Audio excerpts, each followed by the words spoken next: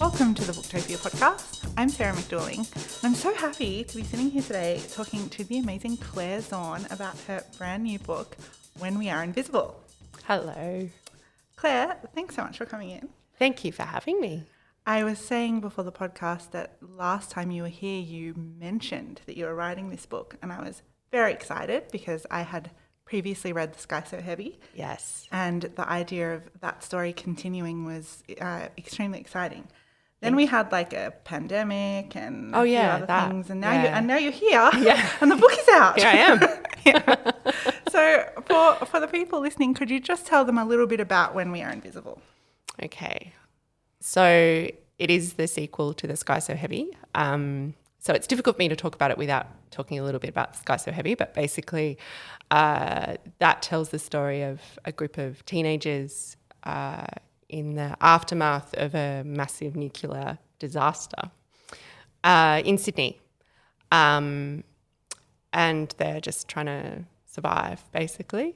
And When We Are Invisible follows on from that. I don't really know how much to give away about it's so tricky because I don't know how much to give away about the end of The Sky So Heavy, but it's really hard to... Because it picks up pretty much moments after The Sky So Heavy. Yeah. There's not much of a time gap or anything. No, there's not. So I guess, look, if you're listening to this and you're sensitive to spoilers, do a mild spoiler warning for The Sky So Heavy. Mild spoiler just because during the course of this conversation, details of the first book might slip by, but we'll try and keep it largely spoiler free. We'll try to be as vague as possible. Yeah.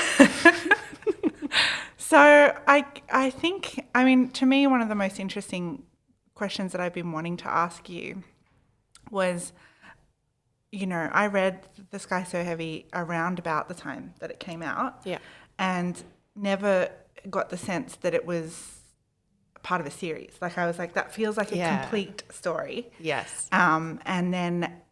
And now it's 8 years? Yeah. later? No, I'm not very good with maths. Yeah. Some amount of years. 2013 that came out, and we are now 2021. So yes. Well done us for making Yeah. So we got there. So it's 8 years later now, but presumably when you started writing this book, it was, a few years ago. Yeah. Where did you always know this story was waiting in the wings, or did you think it was finished when you finished The Sky So Yeah, I Heavy? did. Okay. I think when I very first started writing The Sky So Heavy, I wanted to do 3 books. And then I wrote one. Oh man, I don't want to do any more of that. It is finished. Yeah, we are done here. So I did try and I always thought of it as a self-contained one book thing. But I also had a sense of what happened after the book finished to my characters. But I've been pressured for a really long time by readers. Wanting to know. Yes, they won't leave me alone about it. So, and then it was just in my head and it was just bubbling away, and I didn't really feel like I had anything else to add. It's so funny to hear you say that because there's a lot that was added. There's a lot that was added. Yeah. So I didn't feel like I had much left to say, and then some things happened in the world and I was like, Yeah, turns out you're wrong. Turns out I've got a few more things I'd like to write down. Yeah. Yeah, I love that about this book. It's you finish The Sky So Heavy. It ends on this hopeful note. And then this book picks it right up, and what was previously like this hopeful possibilities that they're heading towards to, you show people, well, this is what they landed in. Yeah. And it's pretty intense. It's pretty intense.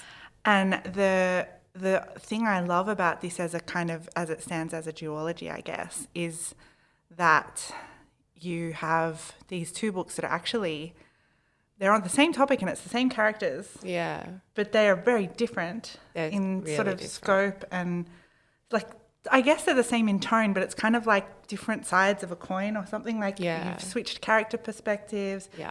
You've taken things down from like a city and a world into like this small commune where there's like a small amount of people and it's very stifling. Yeah. So there's just a really different feel to this book, and yet at the same time it's a natural continuation of this story. So I don't know. I guess my question is that hard to sort of revisit those characters and switch it up like that? It was, yes. Yes, it was. Yeah. Because I decided that I wanted to write from Lucy's perspective, but when I started to go back into that headspace of The Sky So Heavy, it was like I just slipped back into Finn's voice. So it just sounded like Finn. And I couldn't even, it took so long to get out of his head and to work out who this person was, who Lucy was. Because, you know, she's kind of like a secondary character in The Sky So Heavy. She's not the main one. So I did have to get to know her a little bit better. And then when that started to happen, then different parts of the story kind of started to show themselves. Yeah, it's interesting. I did reread The Sky So Heavy in preparation. Oh, did you? Yeah, I did. It's such a wild experience, you know. Like I had remembered it had been a while, and I have terrible memory, but I'd remembered the bare bones of the story and the characters and stuff.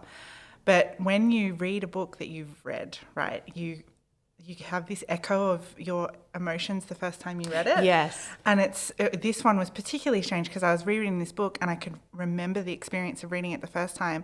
But I was rereading this book about food shortages and going to the supermarket and there's nothing there. And it was just read and it hit very differently in 2021 than it did in 2013 or 14 or when I initially read it. So that was wild. And it was also then really interesting to go from being in Finn's head, and he does have such it's nice being in Finn's head. Yeah. He's such a nice boy. Like he's really, very gentle soul. And I don't mean to say that as though Lucy is not nice. It's just strange to then see Finn. Yeah. From outside. Yeah, you've been in his head and now you're seeing him through the point of view of someone who loves him. Yeah. But is perhaps maybe asking for something from him in this book that it takes him a little while to get there. Yeah, and so that was an interesting experience for me as a reader because you know this character so well. You've been in his head for an entire book. You know that you know his qualities. You know that you hope he's going to come through. Yeah. But being on Lucy's side of it, which brings me, I guess, to some of the themes in this book. Yes. So we can talk about the fact that you've brought Max and Finn and Lucy to the commune, which was their like happily ever after. Yes. That's the spoiler, I guess. Sorry, mild spoiler there. And now they're there and they're safe, sort of, and they've got a breather, and suddenly they don't have to be worried about food or people chasing them or not having their papers or anything like that. But it doesn't take Lucy very long for her instincts to tell her that something's not right in this commune. And then it's a matter of her working through what's wrong. And I guess, again, not trying to give away too many details, I guess the thing is that what you're talking about here is control and power and controlling people through fear. Yes. And gaslighting people. Yes, gaslighting's a big one. And abusing people emotionally and physically, I guess, and in particular women. Yeah. So these themes that you go into in this book, and you do it so well and so powerfully whilst writing for children. That's a tightrope, right? It really is. Yeah. And bravo, because I feel like just as you did in The Sky So Heavy, and the reason why this book has so much love out there, I think is in large part because of if you're a teacher and you're looking for a book to discuss issues of climate change and, there's so much to unpack. There's a lot in there, there's so much to unpack in that book, but it's entirely like it's not like handing them an adult book, you know, it's a book for children. It's written, you're great at getting in the mindset of kids. And I guess for the same way that a book like Tomorrow When the War Began has endured, you know, it's been really embraced by schools. Yeah. And so then generations of students read it. Yeah. And now they're getting the second chapter of this story. Yeah. But I veered away a little bit from. I was asking about the themes of the book. Yes, and that's whether right. you want to expound on that. Yeah. Yeah, I remember now. Yeah. So, talking about themes. Just give me a sec. Well, while you're thinking, I'll tell you a moment from the book that I think is going to stay with me for a long time. Oh, please do. And as I've been talking about your book to people, this is the thing. I'm like, look, if you don't mind hearing about one scene in the book, it's a small moment. Yeah. So I don't think it's going to give anything away. No. And but this is going to stick with me. And it's a moment when Lucy is called upon to do something that requires, like, you know, some brute physical strength and some toughness. Yeah. And she's just in her head, she has this thought that's like, she's jealous of Finn because whilst she knows there's a lot of pressure on men and boys to be tough and be strong and live up to that gender stereotype, if they fail, the only thing they're really risking is their own pride because they will look weak and they have to wear that. Yeah. Whereas for Lucy, who is trying to prove that she is capable and strong, just like a young boy would, except in her case and for the case of any woman who tries to prove this, you feel like there's more than your own pride at risk. You're sort of carrying all women with you and trying to prove that all women can do this. And if you fail, it's kind of like you're saying women can't. Yes. And the pressure of that is like 1,000 times magnified. It's a lot of pressure. Yeah. I feel it every time I try and do a reverse park. Yeah. I do though. I can do this for womankind. I can do this. But it really struck a note with me because I'm like, it's a thing. Every so often someone perfectly expresses a thing that you felt a bunch of times, but no one's ever succinctly said it. And I was like, you know, that is what it is. Yeah. Because when you're in any sort of environment, professionally, in sports, in anything, when we're all told that girls can do anything that boys can do, but you don't always feel that is true. No. And when you're trying to prove it to yourself and to the world, it's not just about you. And it is kind of nice to think about what it would be like if it is just about, like if that's what it feels to be a young boy trying to prove their own strength, and it gets to be all about them. Yeah, like I can do this, and look, I did it, and I'm one of the boys. Yeah. Instead of I can do this, and so can women everywhere, and I believe that you're not like the representative of half the population of the world. Yeah. That is going to stick with me, and I think that really speaks to Lucy's character. Yeah, she's under a lot of pressure. Oh my gosh, yeah, but she's got grace under fire. Yeah. There's also another moment later in the book where she has opportunity to read what someone has thought about her character. Yeah. And that was an amazing moment. She has struggled through an entire book filled with self-doubt. Yeah. Forced to, no one believes her. No. Why would you? Why? People don't believe what teenage girls say. That story, those nobody will listen to me and nobody will believe me stories are always so, it's like agonizing to read because I think everyone's experienced that on some level. Yep. She's gone through a whole book of this with lives in the balance. It's not just like no one will believe me that something's happening, but no one will believe me. And there's serious danger to contend with. And then she has this moment where she reads like a dossier that's been written about her, and I don't know, like that was powerful. Thank you. That was one of those things that right at the end of the whole process of 6 drafts or whatever it was, I decided to kind of put that in right at the end. Oh, I'm glad you did. It's a moment to sit in because this opinion of her has been like a group effort, but that particular people involved, it just adds another layer of complication to a very complicated character. Yeah. Was it, speaking of this character who I guess it's okay to name, Yeah. is Jackson? Yeah. What was it like to write a character like Jackson? Um, Or if there's something, if you were to explain the character of Jackson to potential readers, what would you say? There's so many words. None of them are coming to mind. No, he's probably one of the most complex. I think originally he came from me trying to understand. It's really hard to talk about him without not going way back to like the very first seeds of the story, which is when a man called Donald Trump was elected in America. That was the inspiration, the first spark of Yeah, inspiration. that was when for I was this. like, I think I need to Right. write some more.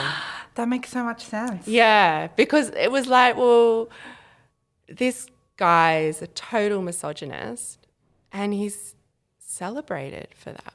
Mm-hmm. Like people still, there was stuff on tape that he had said about women. And people either overlooked it or explained it away. And I think a lot of the reasoning for it was, oh, there's a job that has to be done and this is the man for the job, which is very much what the sentiment is towards Jackson. Here is a person who, if you individually and in a safe environment where they could not be overheard, asked people, what do you think of this guy? They probably wouldn't have that much good to say, but he is the person they've given their trust to get them through this situation. Yes. Yeah. So I started to think about why someone like that would end up with so much power and what would make people hand over so much trust and power to someone like that. And I was also thinking about notions of kind of charisma and charm and what makes you initially like someone and what is it about them that starts to feel off after a little while. And I'm just so tired of, I don't know how, like, I'm so tired of the statistics. Statistics. Yeah, thank you. About women being killed by partners or former partners. I'm just like, this isn't okay. It's really and yet overwhelming. we move on. We like stuff happens in the news and then it's shocking, but we move on and it happens over and over again and women are still entering into these relationships and it's because they don't, if it was obvious what this man was like, people, you wouldn't hand your trust over.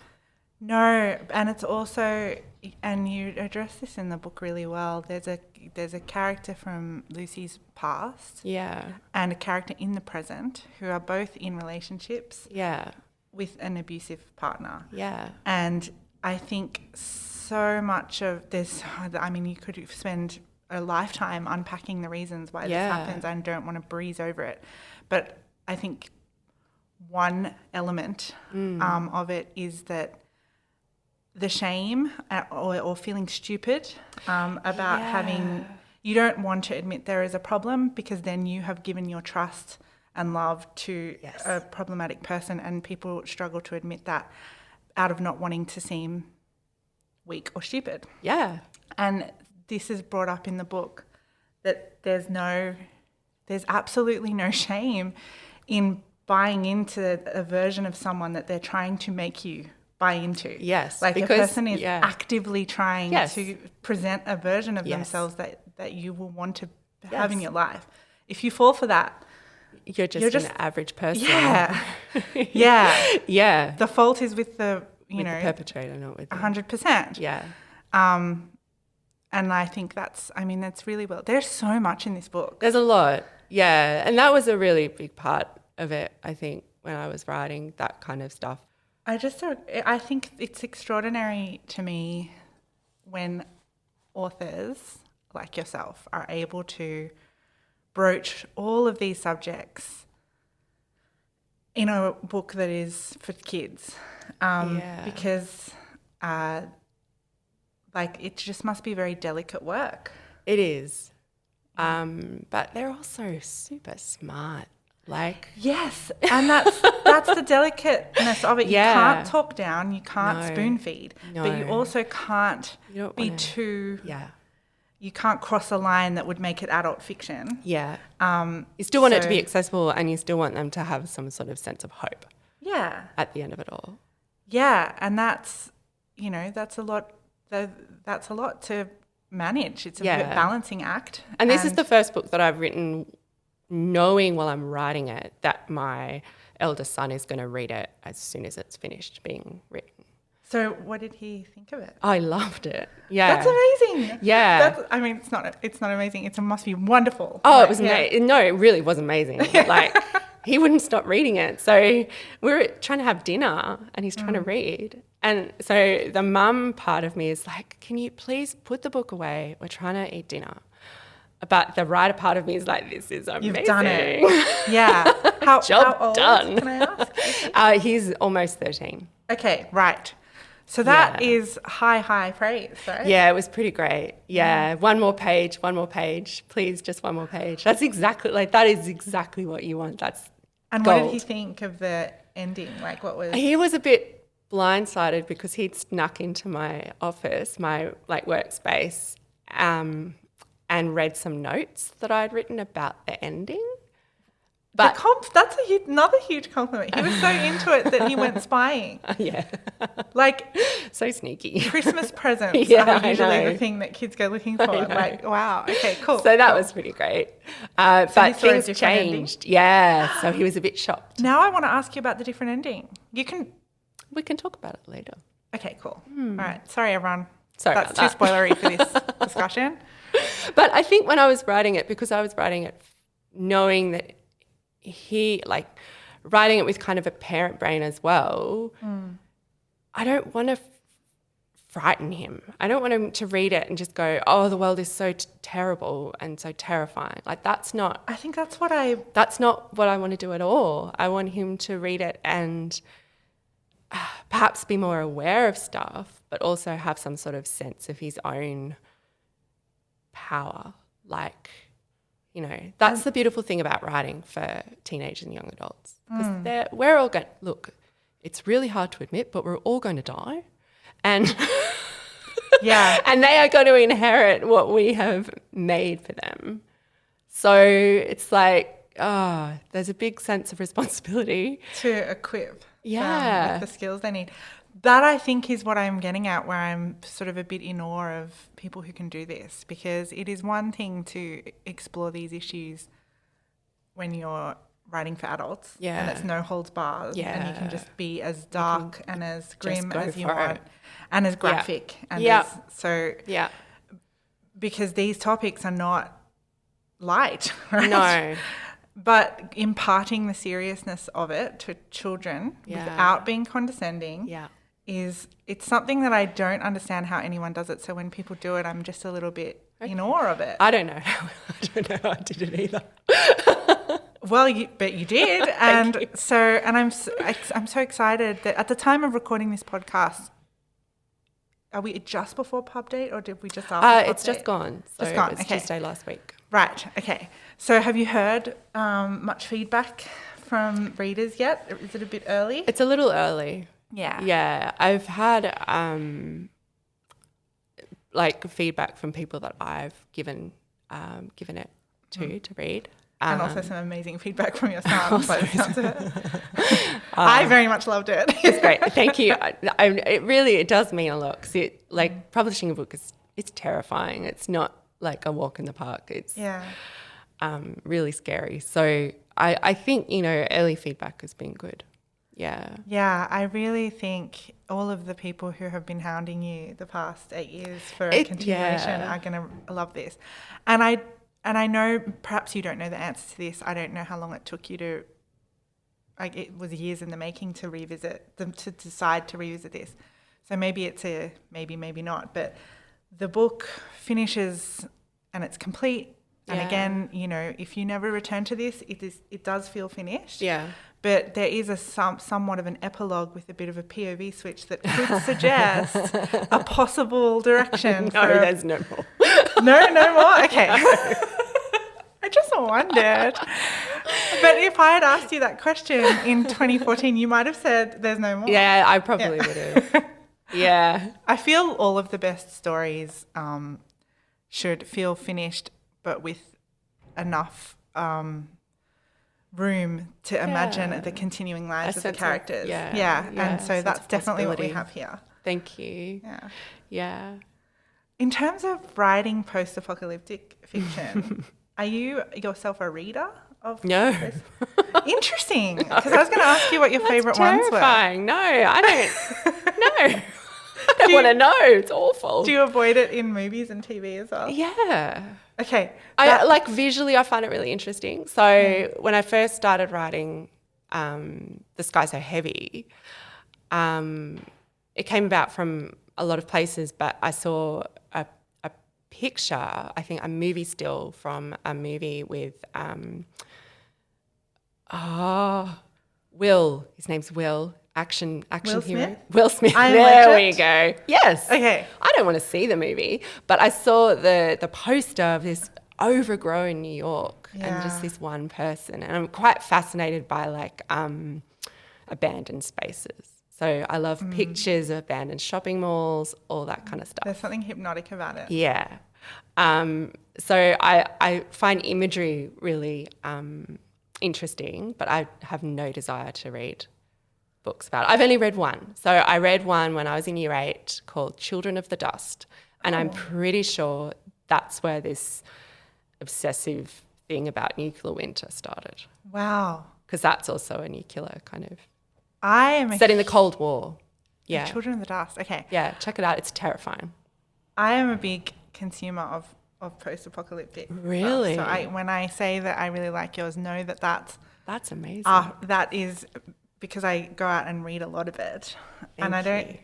I don't know why. I think actually I blame Isabel Carmody, or I thank her, I should say. Yeah. Because I read her Scatterlings and Over Newton books when I was forming my id in my young years, and it really got me interested in speculative fiction about what will happen in the event of a disaster. Yeah. And I think, I don't know, I think people on this topic fall into two camps after 2020, which is like, I don't want any more, I need distance, or give me all of it. Because, and I don't know where I sit. I kind of feel like I sit in it took a Claire Zorn book to make me go, okay, I'm definitely going to read this one. But I had been a little bit wary because you kind of don't want to be reading about it when you've been going through something. You need to escape. Yeah. Yeah. But I think... But we know that people, like the consumption of movies, like Pandemic and Contagion and all that kind of thing went through the roof, apparently. It really did, because... That's so fascinating. And that's the thing I remembered when I was reading your book, and the thing that, you know, I tend to get sparked off on little mini crazes in reading. So like I read something and I'm like, that was just what I needed. I will now seek out 5 or 10 other books like this until I've played this out and I go on to something else. Yeah. And so you've put me on a bit of a post-apocalyptic need, because I read the book and I was like, that was just what I needed. And also it reminded me that the reason we write these books usually, unless it's like some Cormac McCarthy, like, unless it's a something quite grim and hopeless. That's why I haven't read that book. There's no jokes. This isn't going to end well. Like no shade, amazing book, but also not what I want to read right now. No. I feel like a post-apocalyptic novel with a hopeful ending is really cathartic. At this and I wonder point. if it's like a sense of camaraderie. Like, I wonder if it's... I always find this stuff interesting. Like, my brother used to be a firefighter, and he read so many stories and watched so much stuff about firefighters. And I'm just like what? Didn't you want to get away from it? Exactly. But no. So I'm fascinated by this, this kind of aspect of our psyche that wants to delve into something that's scary. I think it's a lot about what type of reader you are as well. I think totally. we are drawn to stories really to work through emotions and Yeah. get some catharsis. Yeah. And so if something is playing on your mind a lot, that's the sort of story that you might be drawn to. So, you know, by that reasoning, post-apocalyptic novels should have a huge boom. Real spike. Yep. You're lucky you started yours before. Yeah, I know, hey. Yeah. It's going to be a real glut next year. Now, before, we're sort of running a bit short on time, but we did say before this podcast that we would talk about horses, so I feel like I need to bring them up. I finally managed to get some in one of my books. I've been waiting for an opportunity for a really long time. So you are yourself a horse owner and a horse lover? Obsessive, absolute obsessive. And, you know, best form of transport in a nuclear winter. Definitely. Yeah. Definitely. And I think maybe that's another reason why I started writing about a nuclear winter as well. So it's like, no cars. What are we going to use? Horses. And so Lucy's knowledge of horses is all that's your coming from you didn't have to research much of that. Nah. It's coming straight from you. Yeah. For once, I didn't have to do any research. All the books I've had to, like, I don't know much about big wave surfing, but I had to really get into that for one would think the deep. But this one, it was like, I actually know what I'm talking about. It's really nice. Less time consuming. It made me think, you know, if you're really going to prepare for the end of days, you should probably... Well, I need to get riding lessons. Yeah. Yeah, but there's, you know, I mean, I didn't try and just sneak them in there for having a horse in there, although that was very motivating. But, like, I also find it... I find horses really fascinating as far as, like, talking about trust goes, because they're very sensitive, emotional creatures, and they tune in really well to humans. And so there's a great kind of reciprocal trust thing that goes on, because we're predators. Like, they look at us and they know from where our eyes are on our faces that we're predators. Wow. And yet they trust us so often. It's amazing when you put it like that. And they're also like half a ton. Like, mine is cranky. I've got a cranky horse. And he's wonderful, but he's very moody. And if he wanted to, he could just, like, trample me. He's massive. But I know that he won't. He because loves you have me. Yeah. And I guess when you're writing characters, how animals respond to a person and how a person treats animals is a great indicator of what kind of person you are. I find, that's gold. I think it's a good way to be a little bit to give away stuff about characters that some light foreshadowing. Yeah, and there's dogs in this as well. Yeah, so that's always good. It's always good to have a dog around. Yeah, it's such a good book. Just talking about it has made me really like. It's an emotional read. It's which is interesting when it's something is quite action driven as well. Like the first book, I guess, had its quiet moments because for a lot of the beginning of the book, they're just waiting. Finn and they're just trying to find food and you know, venturing out sporadically. Yeah, and then they travel a lot, and then it's very action driven for the second half of the novel. This one is like similar in a way because they get to the commune and they're settling and they're meeting people and they're getting the lay of the land. But there's also, you know, a lot of action, venturing outside and hunting. And so with all of that going on, it is actually we're still very much inside Lucy's head. It's a very emotionally driven book.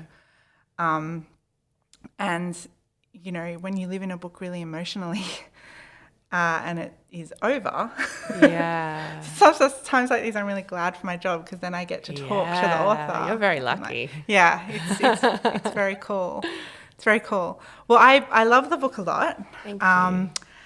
I've already asked you if there's a possibility of a third. You have said no. No. So in 8 years, we'll be back here in 8 years. Yeah.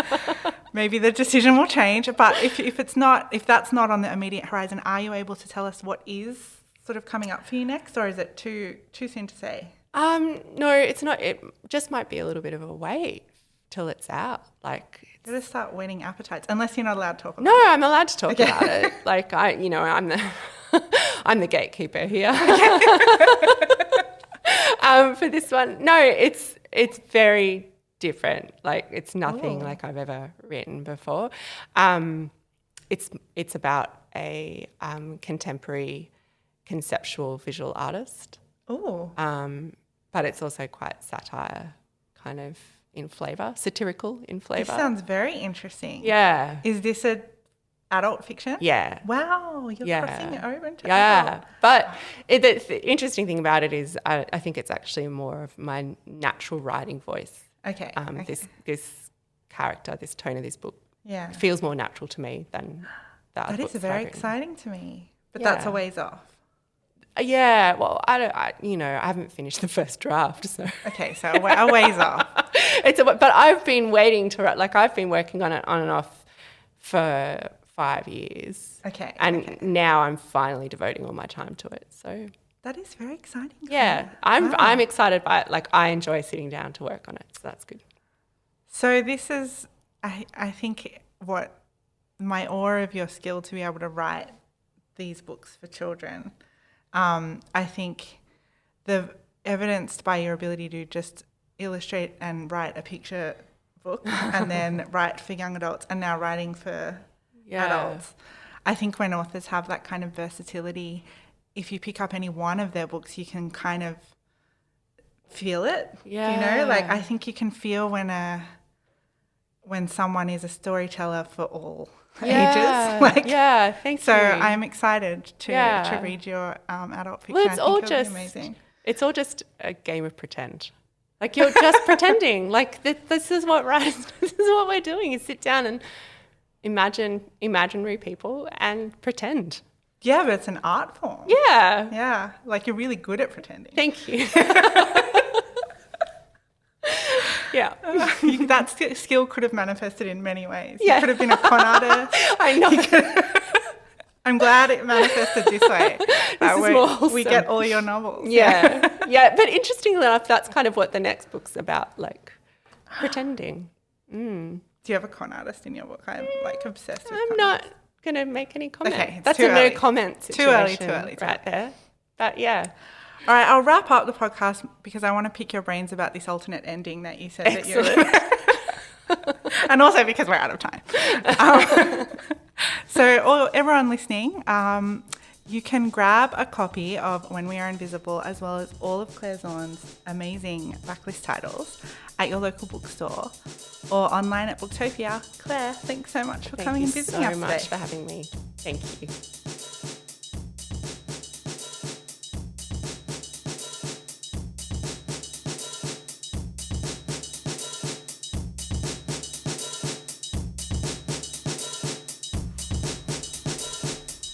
Thank you for listening to the Booktopia podcast channel.